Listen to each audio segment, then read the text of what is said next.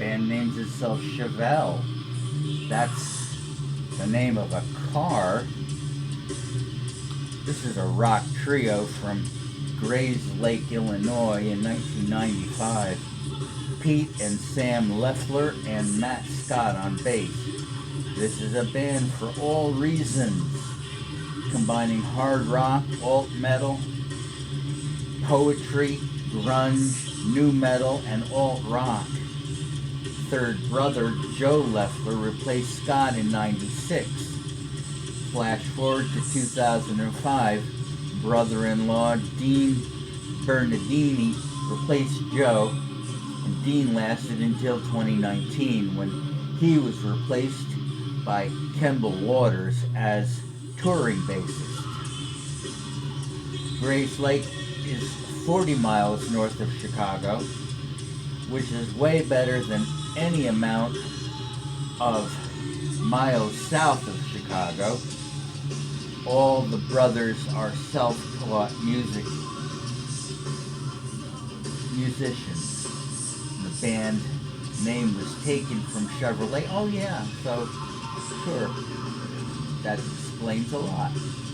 Joe was only 14 when he came in.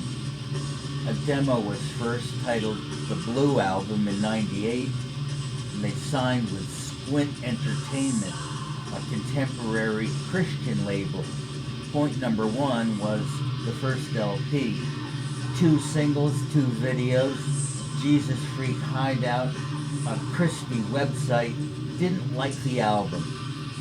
They toured with Seven Dust, Machine Head, and Filter, but the label Squint closed down in 2001, and Chevelle released their second album, Wonder What's Next, on Epic Records. The single, The Red, went to number 3 in the US. The album went to number 14 in the US, thanks to MTV, which was still showing music videos at that time. The single, Send the Pain Below, was number 1 in the US. Yes, the Bros are Christian. No, they don't use the band as a pulpit. And no, they don't fear the metal band. The metal bands who do occult stuff.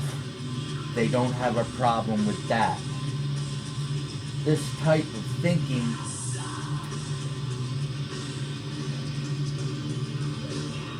could... I'm not sure what I wrote here, folks. I'm going to say that this kind of thinking is admirable. If you're going to do songs about your faith, you shouldn't be all that worried about what the guy on the next stage is up to. Just go ahead and do what you think best. The audience will decide if they want to go along with it or not. This has been a pretty successful band. Their next album, Vitamin R, went to number 1. Number 1. So,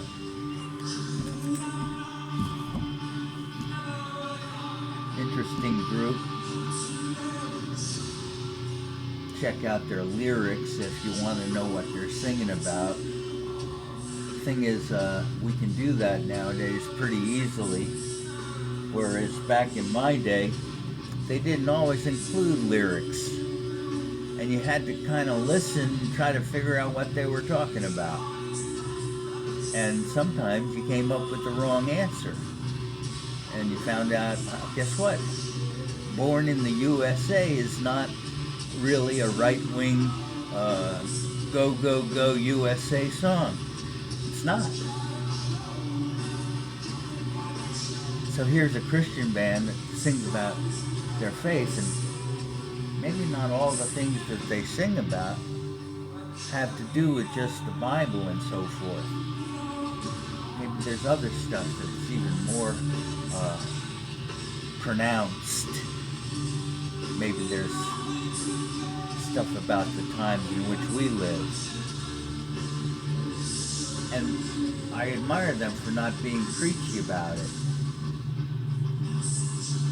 So I give these guys kudos and cred, and I will try and go and see them if the pandemic is truly over. And some say that the pandemic is not truly over.